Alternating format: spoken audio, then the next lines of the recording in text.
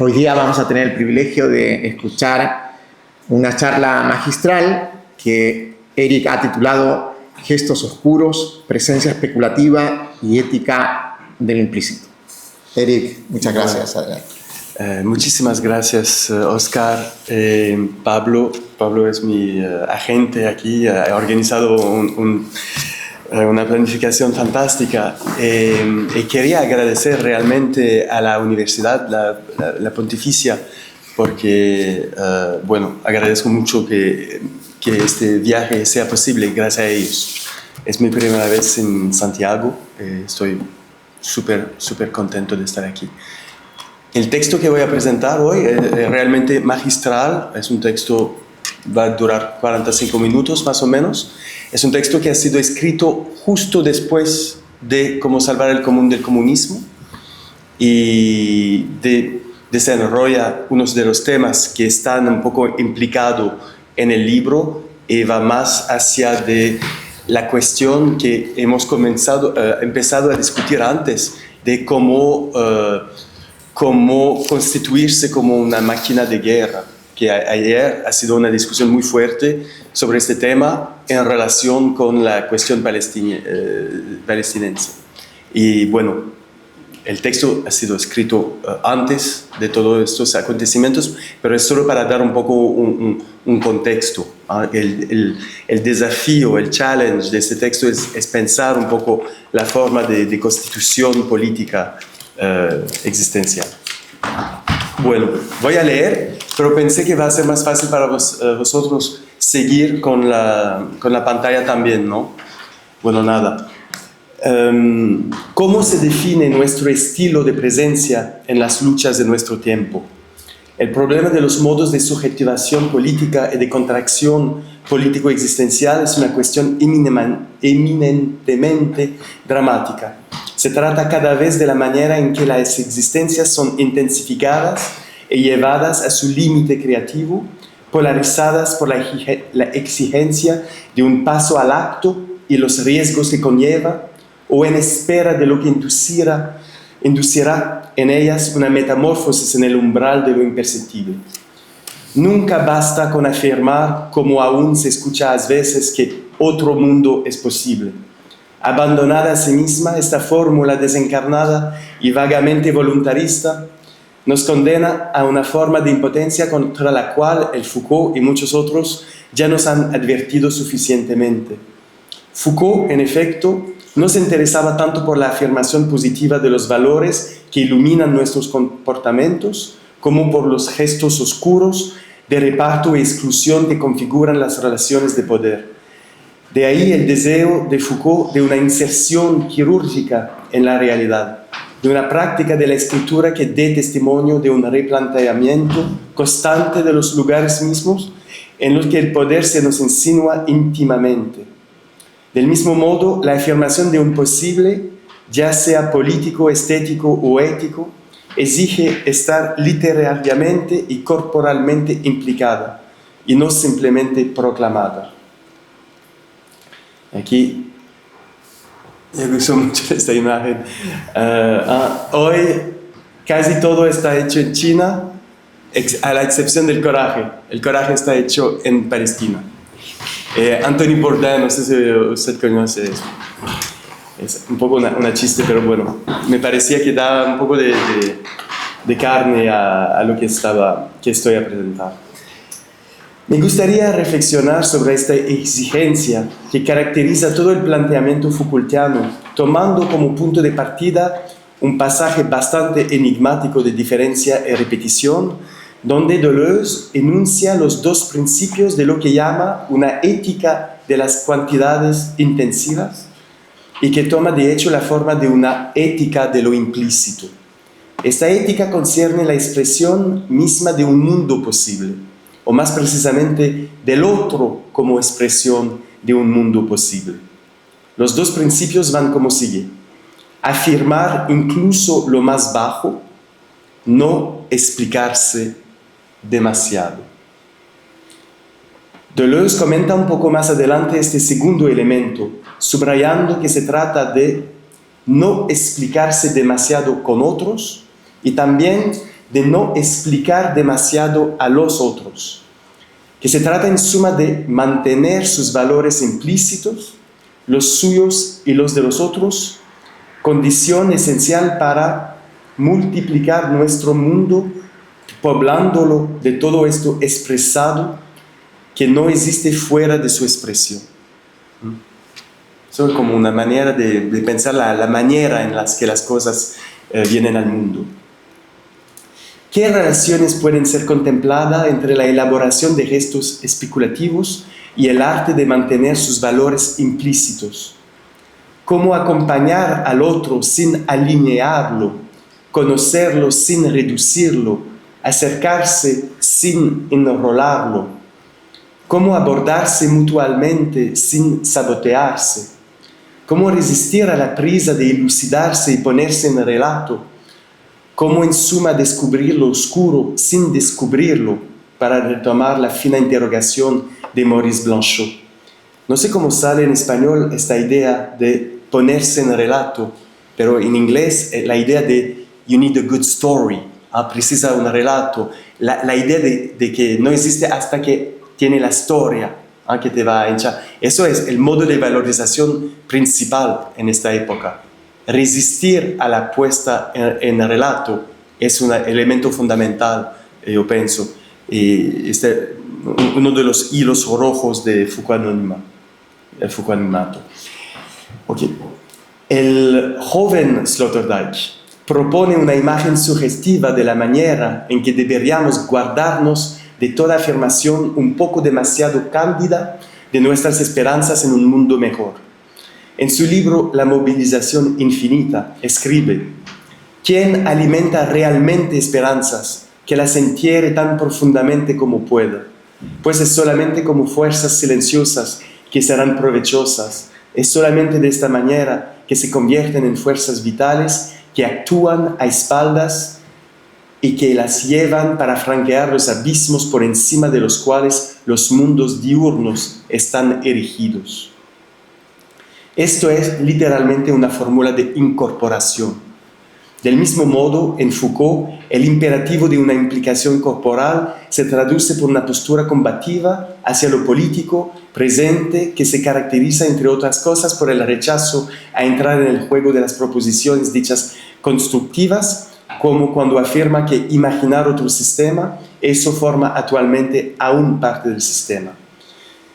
Esta manera de situarse en el campo político afirmando el presente viviente de la ruptura con el orden establecido mientras hace la omisión momentánea sobre las alternativas posibles ha sido retomado por el movimiento Occupy, por ejemplo, que eligió en primer momento no formular reivindicación alguna con el fin de hacer sentir bien su deseo de interrumpir inmediatamente, sino mediáticamente, el curso de las cosas. Somos un grito del corazón del mundo, se podía leer en la bat señal proyectada sobre el edificio Verizon en Nueva York el 17 de noviembre de 2011. Ocupen todo, no pidan nada. Eso es sin duda un grito de guerra mucho más efectivo que la declaración otro mundo es posible. Precisamente porque clava en la carne del presente el posible que se trata de llevar en la existencia. Eso era una de las imágenes de esa época. You are not alone. No estás solo, no eres una deuda.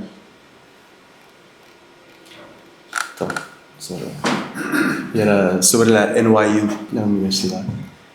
Bueno, en la estela del movimiento Occupy ha emergido una cuestión que me parece de la mayor importancia, en tanto que da una inflexión inédita al problema de los modos de implicación política.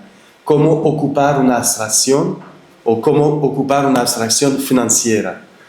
De entrada, la tensión instaurada entre ocupación y abstracción nos lleva a plantear el problema y el desafío de darse un cuerpo, medios de comprometer un cuerpo a cuerpo con el poder y sus dispositivos.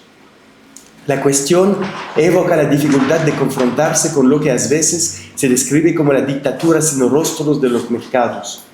¿Cómo hacer presa sobre el modo de operación y la racionalidad en apariencia lisa y encantada del medio de las finanzas? ¿Qué grupo en fusión, como los llamaba Sartre, serán capaces de ello? Josep, Rafanel y Ora tienen ciertamente razón al decir que es a partir de la pertenencia a una comunidad que la emergencia de fuerzas políticas puede tener lugar y que en este sentido la política surge siempre ahí donde experiencias situadas se oponen a las fracciones del poder.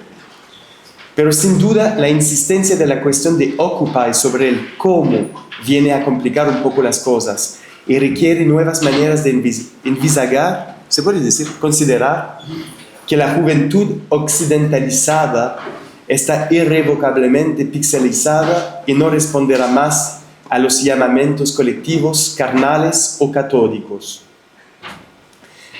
Entonces, aquí lo que estoy tratando de decir es que tienen momentos que es difícil imaginar que las personas van a seguir movilizándose.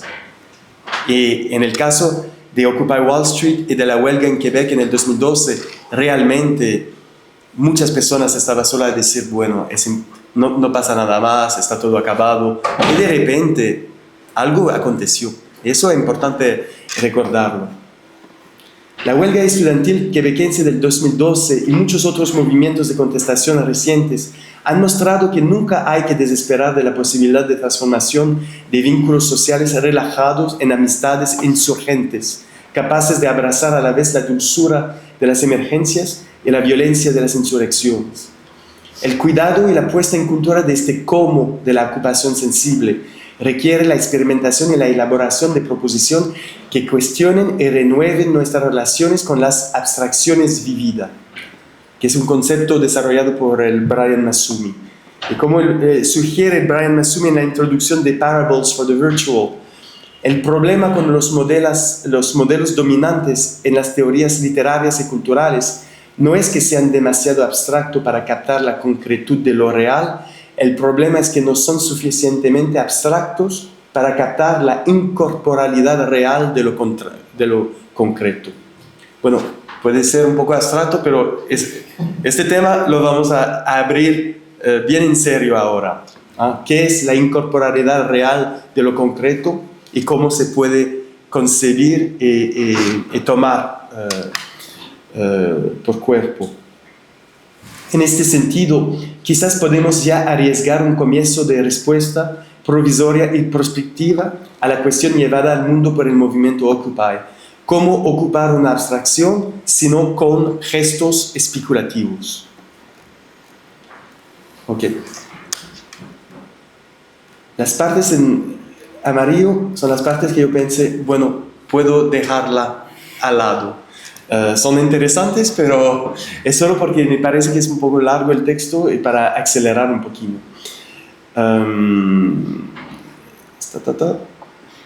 ¿Cómo darse un cuerpo capaz de hacer lugar a la cólera y a la rabia sin que se convierta en un infierno sin salida y el principio de nuestro encierro? ¿Cómo hacerse un cuerpo político evitando condenarse a las dinámicas mutilantes de una comunidad terrible? Terrible porque busca por todos los medios volver sus puestas en juego subjetivas tan intensas como irreversibles.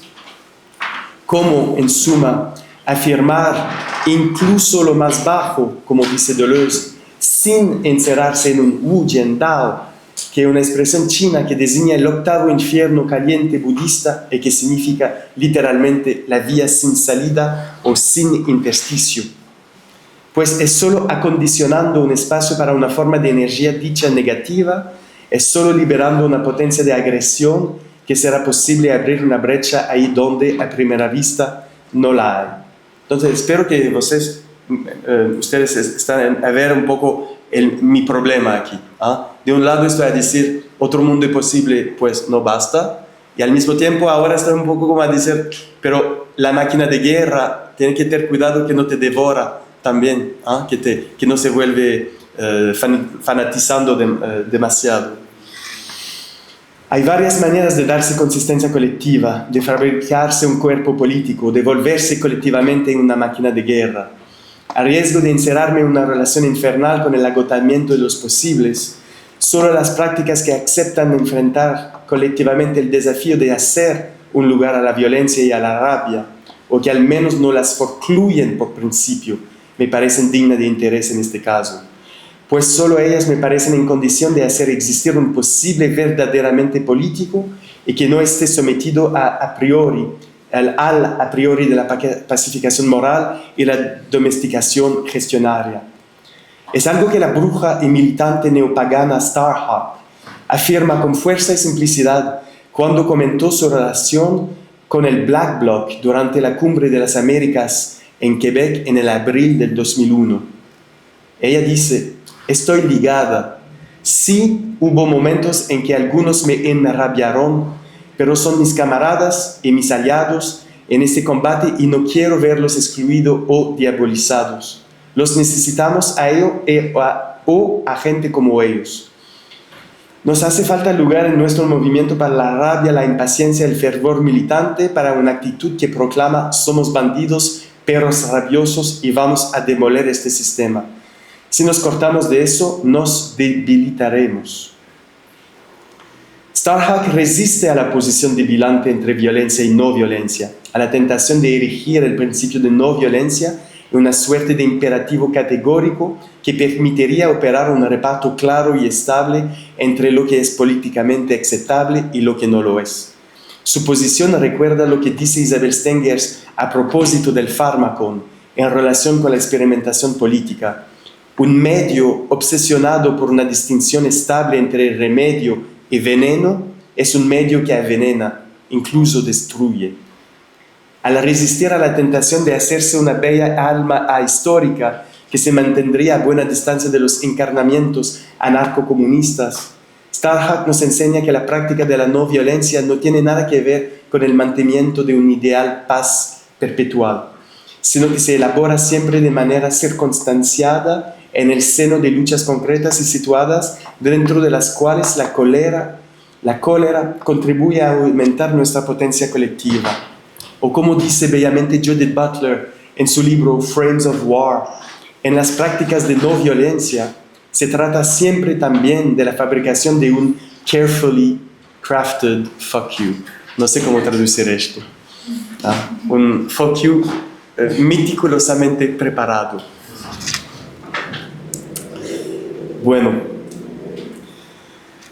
si he elegido plantear la cuestión de los modos de implicación política en eco a la práctica militante de Starhawk, es porque hace gran caso del problema de la relación con lo que nombra lo oscuro, en la función de lo etopoético y de lo político. Siguiendo el principio de dominación activa que define su práctica dicha mágica, Starhawk identifica esta potencia del oscuro con lo que llama el poder del adentro, es decir, el poder de abajo, de la tierra, el poder de nuestra sangre, de nuestras vidas y de nuestro deseo apasionado por el cuerpo viviente del otro.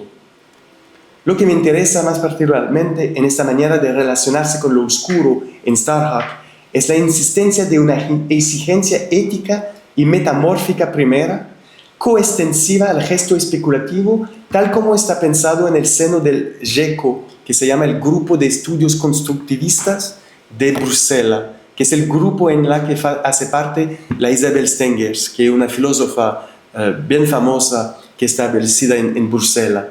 Y en el GECO, esta exigencia que se perfila en la máxima siguiente: si cuentas el horror sin recrear lo oscuro, lo alimentas. ¿Veis otra vez la línea que yo estoy tratando de seguir? Que sí, hace falta acoger el oscuro, hace falta acoger la violencia tal vez, pero hace falta también siempre entrar en una relación metamórfica con ella.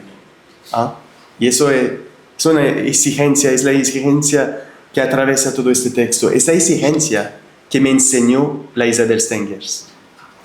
Para estar bien claro aquí en mi evolución. Cuando escribí Foucault Anonimato, estaba más interesado a contractar la violencia política, y con este texto hay como un poco, hay algo que se está jugando sobre lo que llamo la presencia especulativa. Jugar un poco con lo oscuro, para no quemarse completamente, más o menos, para no afundirse en el acto político de destrucción, que es necesario al mismo tiempo. Es una paradoja. Califiquemos provisionalmente esta exigencia moral de luminosa, en la medida en que afirma y mantiene una relación activa y positiva con un oscuro que arriesga engullirnos. Todo el interés de la fórmula soñar el oscuro reside en el hecho de que no constituye un simple criterio de evaluación o principio de selección normativo, sino más bien un operador de puesta en juego, un operador de puesta en indeterminación existencial, la paradoja activamente encarada, que permite entrar en el corazón mismo de una práctica. Lo más lejos de todo maniqueísmo, Starhawk nos invita a soñar lo oscuro. En inglés es dreaming the dark, soñar lo oscuro, como cambio y proceso para deshacer su oposición con la luz.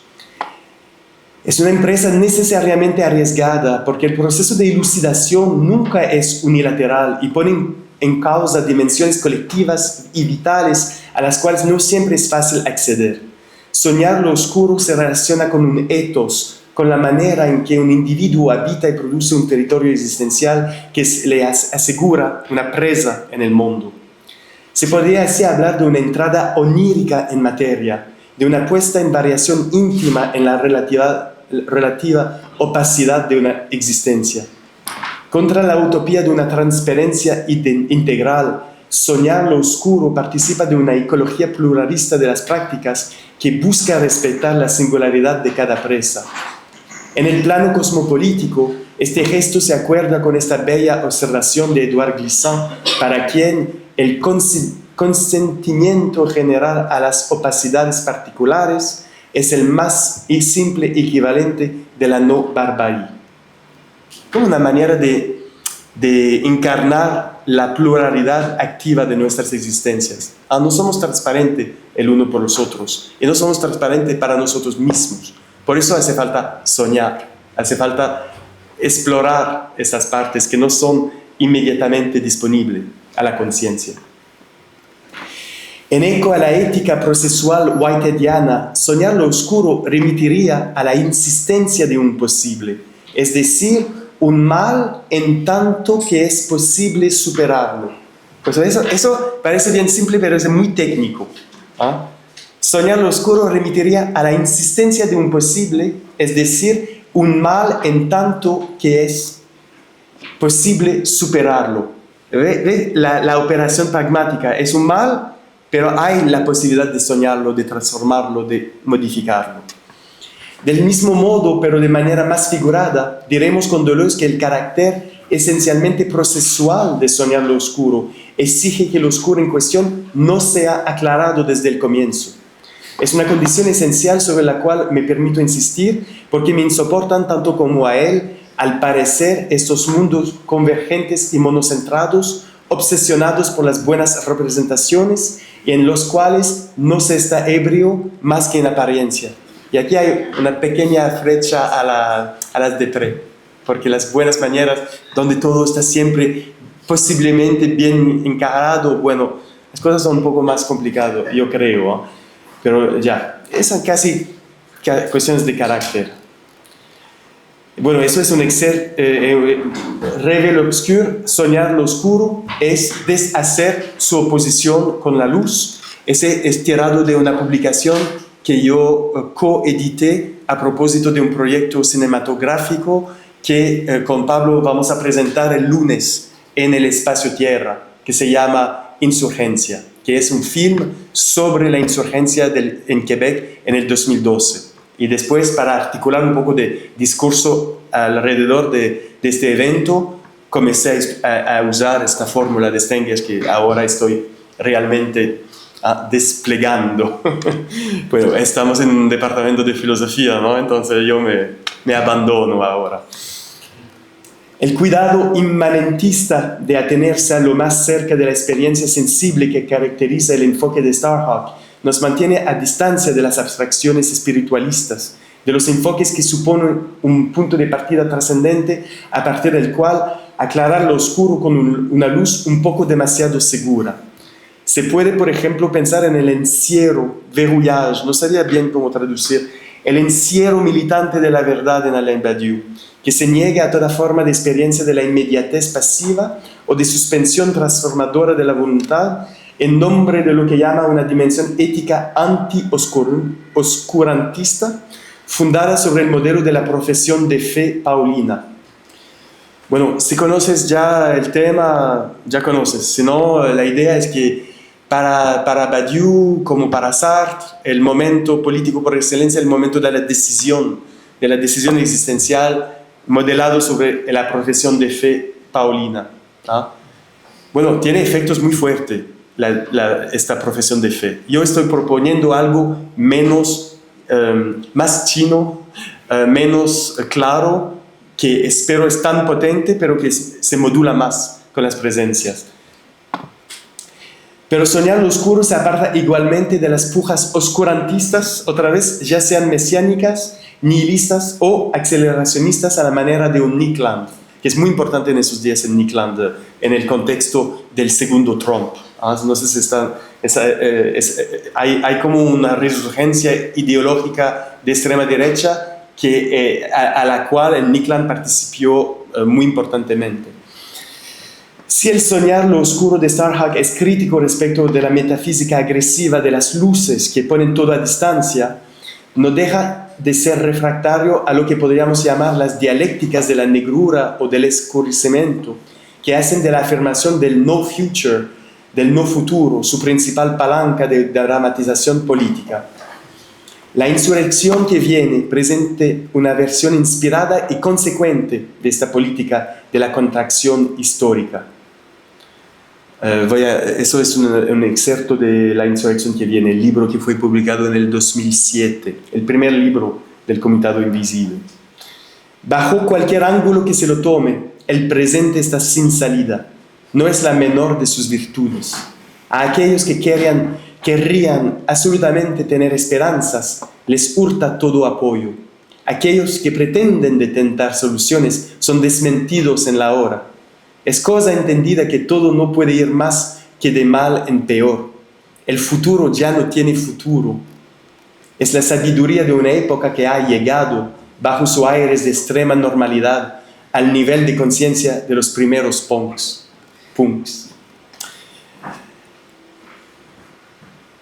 Más tarde, durante las manifestaciones en Francia del 2015-2016, había un nuevo tag en las paredes que era muy, muy chistoso.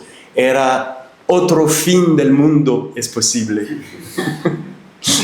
Otra vez, como para concretizar un poco de lo que se trata aquí.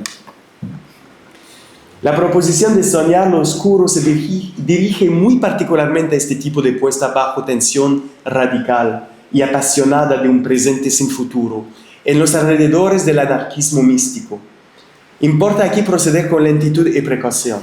Hay que resistir a cualquier precio a toda forma de descalificación moralizante que vendría a aclarar lo oscuro a priori, sobre la base de una oposición entre aquellos que afirman serenamente los posibles y aquellos que se regocijarían de su agotamiento. Más sobre este tema, pero creo que está claro. Y de ahí voy a intentar una primera caracterización. Los anarquistas, es bien sabido, prefieren el negro. Es porque constituye el color del posible irremediablemente implicado en su presente, en un presente al punto de no distinguirse más de él, o sería más bien porque representa un puro potencial no cualificado. ¿O qué significa? ¿Qué sugiere el color negro? René Char, un poeta francés, propone una imagen poética que mantiene viva la potencia generadora de esta ambivalencia cuando escribe: el color negro encierra lo imposible viviente. Su campo mental es la sede de todos los inesperados, de todos los paroxismos. Su prestigio escolta a los poetas y prepara a los hombres de acción. Con esta imagen, René Char logra hacer experimentar la inquietud y la expectativa, el desafío inherente a las situaciones cuyo desenlace es incierto. Está impregnada del coraje necesario para la resistencia. La expresión imposible viviente sugiere a la vez una paz potencialmente infernal y la energía para superarlo. En un modo técnico podríamos decir que este imposible viviente es lo que en un modo técnico podríamos decir de este imposible viviente lo que David Lapujade afirma, siguiendo a William James, a propósito del posible concebido, es una hipótesis viviente solo si se remite a virtualidades sentidas. Aquí no puedo más que pensar en los esfuerzos del Sense Lab en Montreal, que es un grupo de investigación, creación, en el que yo hice parte para muchos años. El libro que está presentado al lado de mis libros a la entrada de Erin Manning. Erin Manning es la fundadora del Sense Lab, nada menos, con su partner Brian Massumi. Y bueno, iba este encuentro internacional que llamamos Generating the Impossible, generar lo imposible, a nombre de un encuentro internacional organizado en el verano de 2011. Nuevamente, la tensión poética implicada en la palabra imposible induce un impulso de superación de los horizontes conocidos, una inmersión caosmótica y abductiva sin la cual ningún proceso verdaderamente creador puede tener lugar. Sí, para decirlo de manera muy esquemática, el GECO, el Grupo de Estudios Constructivistas de Bruselas, porta una atención particular a la manera en la que son concebidos los posibles situados. El Sense Lab, por su parte, pone más bien el acento sobre la parte de inmediatez sensible y de inmediación que insiste en las virtualidades del encuentro. Es del cuidado de estas virtualidades sentidas del que el sueño se ve encargado en el umbral de una fuera más o menos amenazante.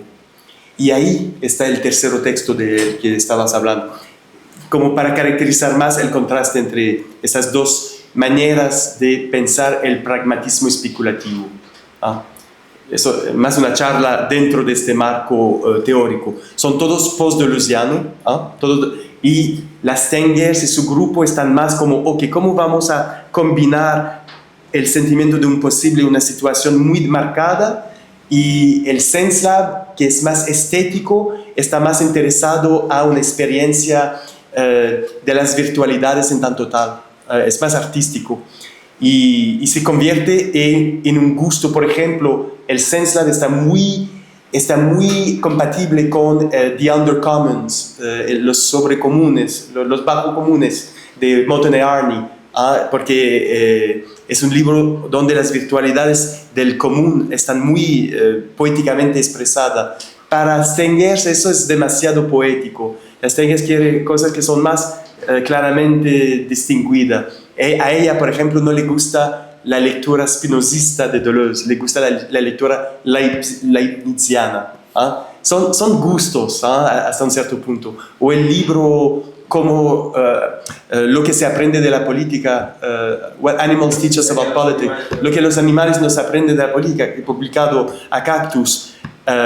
Es una experiencia, leer el libro es como una experiencia de alucinación, ¿no? Que conecta con la animalidad en el sentido abstracto. Bueno, la Stengers prefiere un otro libro del David Abram que se llama Devenir Animal, pero es mucho más un humano que entra en contacto con un corvo y ahí se intercambian cualidades, está mucho más descrito, donde el libro de Massumi es reconectar con la animalidad antes que toma forma humana, literalmente. Bueno, esos son los juegos importantes del mundo filosófico en el que yo pertenezco. Y soy el único, digámoslo así, soy el único que estoy con un pie en los dos mundos, digámoslo así, porque hice el doctorado con el Massumi en Montreal y después hice el postdoctorado con las Stengers. Y ahí el resultado bastardo que tenéis enfrente de vosotros. Los sueños. Bueno, el sueño como presencia especulativa. Es la última parte. Los sueños, parece, son respuestas a preguntas que aún no sabemos formular. La fórmula soñar lo oscuro se presenta como un operador suficientemente vago y abstracto para poner en variación los elementos sombríos que componen el problema de la efectuación política. Vago aquí no es pejorativo. Vago es, en chinés hay una expresión, chabuduo yisi, yisi es como ism, como comunismo, ismo, y chabuduo quiere decir à peu près, más o menos. À peu près isme, más o menos isme, más o menos ismo.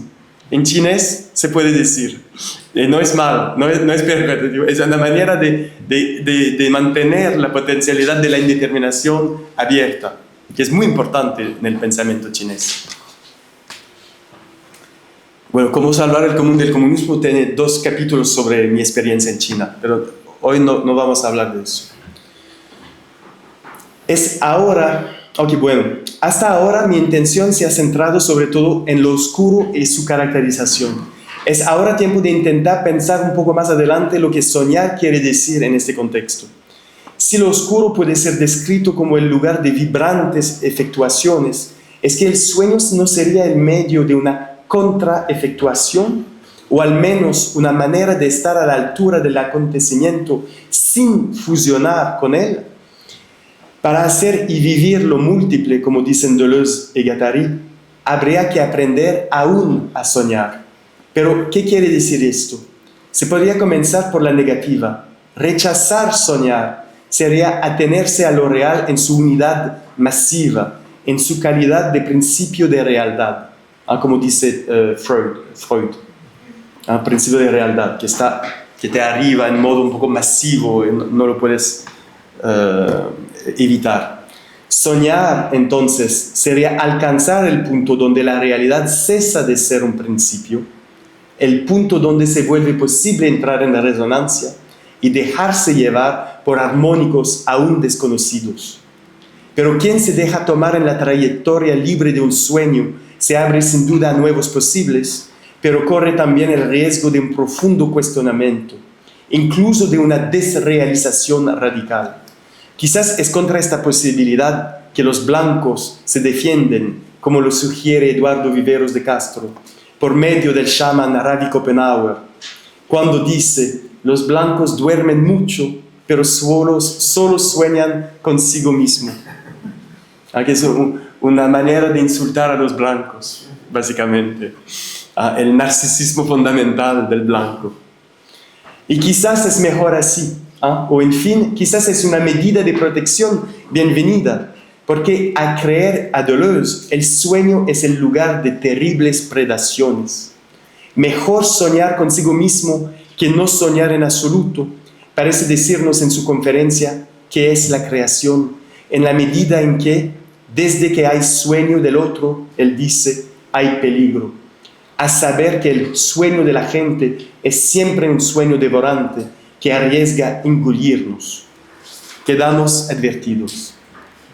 En el sueño arriesgamos perder presa, pero sin duda es ahí el precio a pagar para poner en movimiento la concretud mal situada, la misplaced concreteness de Whitehead, de las subjetivaciones infernales y hacer lugar a nuevas abstracciones vividas.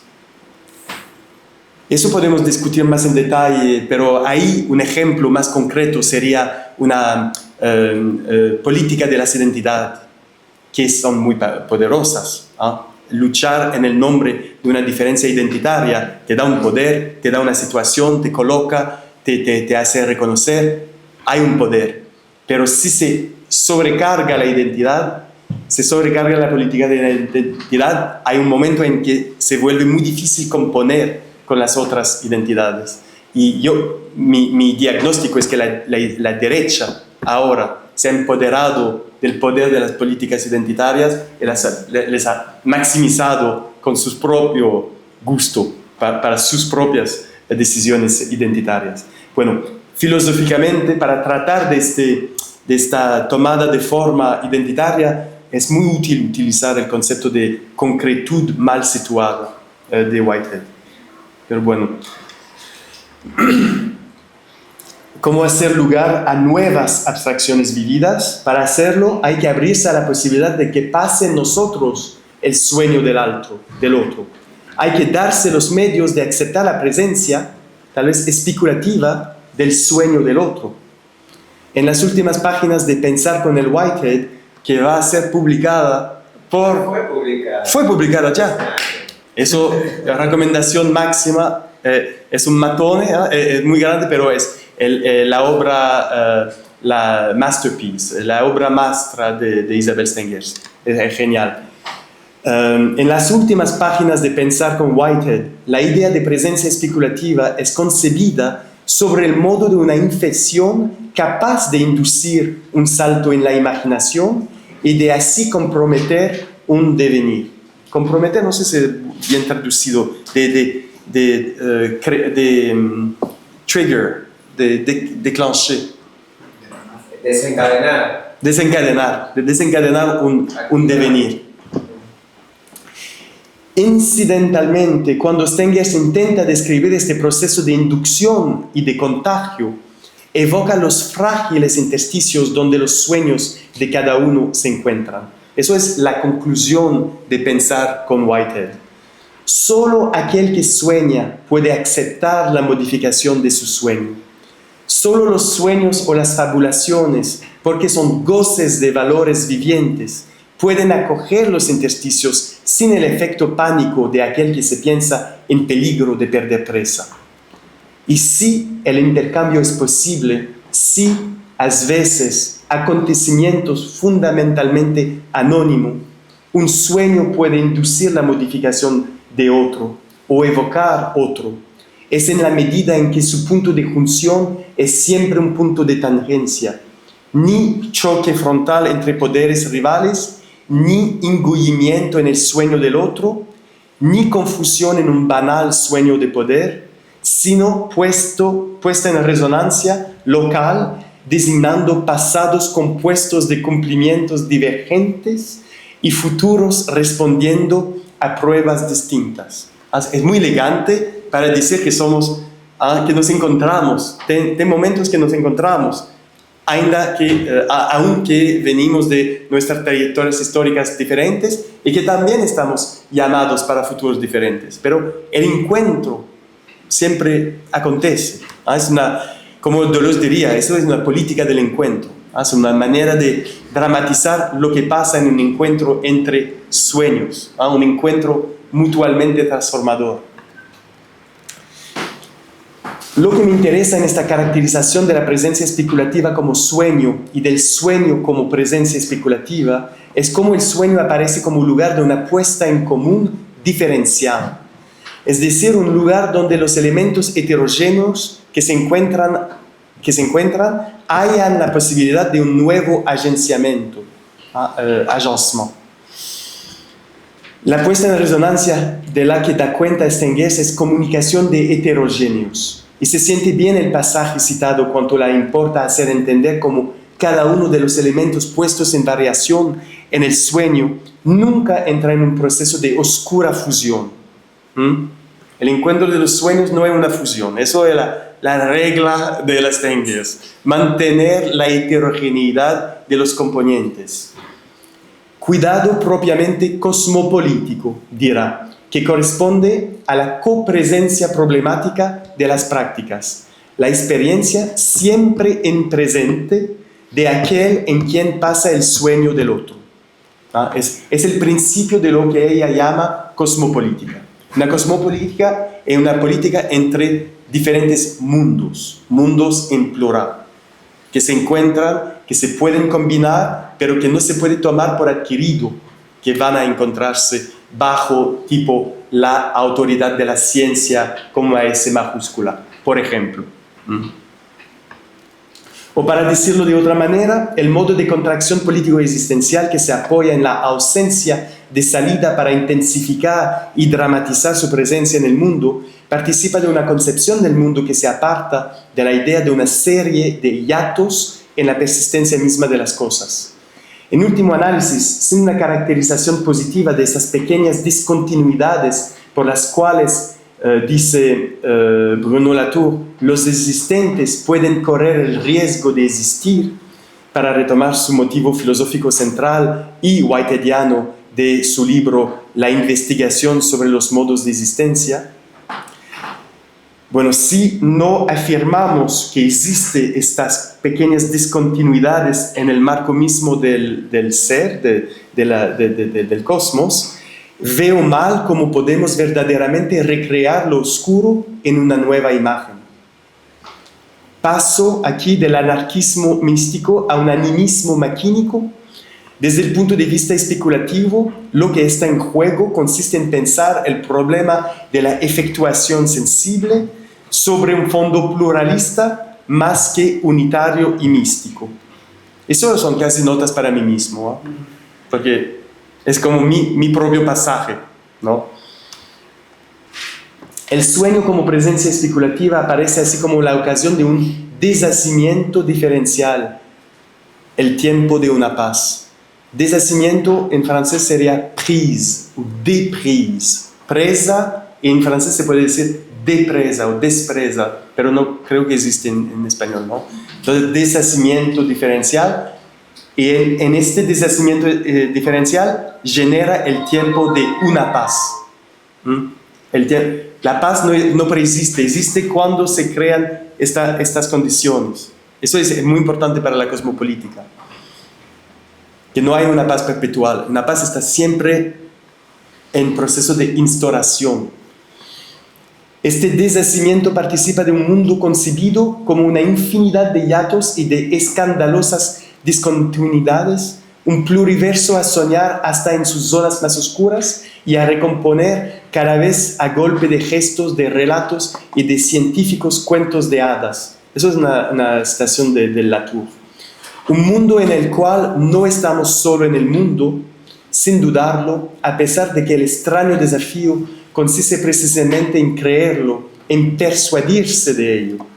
Como decir, abrirse a otro como mundo posible, nunca va simplemente de suyo. La benevolente voluntad de abrirse a otro no basta para entrar en resonancia con los mundos posibles que llevan en su seno. Al contrario, querer ser abierto se traduce demasiado a menudo por una actitud oportunista y dispuesta a todo, que no constituye apenas más que una banal técnica de nivelación relacional.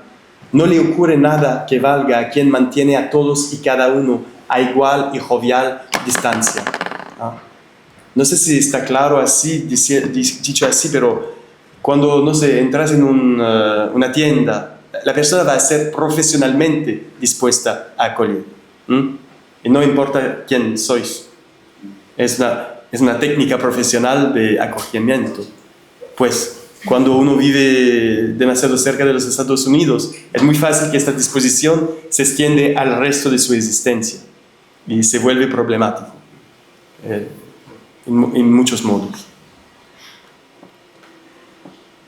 Este deseo de abertura vale sin duda más aprender a enterrarlo en los cuerpos, a incorporarlo en situación, a implicarlo en un creer en el mundo, que es también un arte mágico de precipitar a los acontecimientos.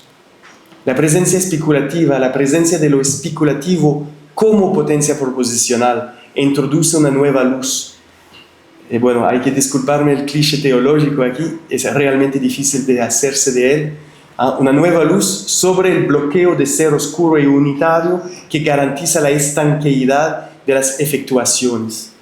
Para hacer imagen, o más precisamente para retomar el proceso de transformación de lo oscuro en una nueva imagen en el punto donde lo había dejado, podríamos decir que si el color negro encierra lo imposible viviente, la presencia especulativa tiene por efecto hacerlo entrar en un proceso de heterogénesis y de diferenciación.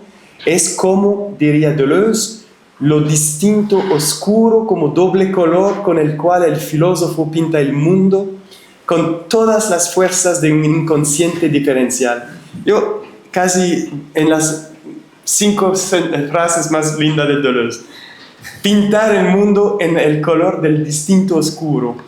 con todas las fuerzas de un inconsciente diferencial. Eso es Leibniz, puro. El distinto oscuro es una de las modalidades de Leibniz. El claro y distinto de Descartes y el distinto oscuro es de Leibniz. El inconsciente diferencial es aquel que está animado de una divina energía de disyunción, para retomar los términos de Antiédipo. Sin el principio activo divino disyuntivo en el corazón de las ideas de presencia especulativa y de abstracción vivida, es difícil pensar una efectuación que no se abisme en consumación infernal. En cuanto a lo distinto oscuro, sería el color del modo de existencia de los mundos posibles, un color que palitice rápidamente bajo el sol lógico de las explicaciones demasiado ciertas del plano sobre el cual las cosas ganarían supuestamente a ser recitadas y representadas. Bueno, eso es un tema un poco, para mí, los filósofos, para mí, muchas veces son insoportables. Porque pretenden que todo se puede aclarecer desde un punto más abstracto, pero no cuestionan de dónde esta abstracción se proyecta. Yo ahí soy perspectivista. Aclarece hasta que no aclarece. Y cuando no aclarece más, basta dejar esta abstracción y no pretender que es la abstracción que las comandan todas. Eso es súper importante. Bueno, ahí la línea que Steve a dibujar es la línea también de la filosofía y de la non-filosofía. Pero bueno.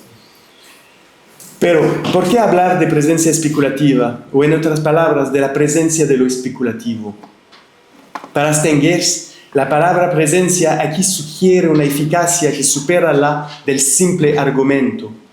La idea de presencia especulativa invita a interesarnos por efectos etopoéticos de un tipo particular, es decir, por la manera en que las proposiciones especulativas inducen modos de existencia, impregnados de una relación vibrante con el porvenir, con lo que viene. Abre la vía a la puesta en cultura de artes de la atención inmanente y de técnicas de autovirtualización, a poner en obra entre amigos, a cubierto o en la revuelta, en la intimidad del sueño o en el elemento anónimo del pensamiento. Aquí lo que quiero decir es que no acontece todo el tiempo, no está siempre a disposición esta relación transformativa. El modo de entrar en una proposición especulativa puede funcionar, puede no funcionar. Habría que haber continuado soñando lo oscuro con Deleuze y profundizar la difícil cuestión del agotamiento infernal del posible como medio a la vez perverso y paradójico de un spinozismo encarnizado que apunta a agotar los clichés para alcanzar el cielo necesidad. Me contentaré a este respecto con remitir al excelente artículo de François Jorabichvili, Deleuze y el posible del involuntarismo en política. También habría que haber presentado algunos ejemplos cinematográficos de lo que esto puede querer decir. Acompañar la revelación de un mundo posible en tanto que tal, todo envuelto que está en los otros que lo expresa. Pienso en el proyecto Epopée, que vamos a presentar el lunes, en su manera radical y rigurosa de no elucidar demasiado al otro, de quedarse muy cerca, demasiado cerca aún del otro para que pueda ser objetivado, y de así provocar una suerte de trance cinematográfico donde puede pasar el sueño del otro. En este caso, aquello de los trabajadores del sexo masculino y toxicómanos de Montreal, o de los manifestantes durante la huelga del 2012.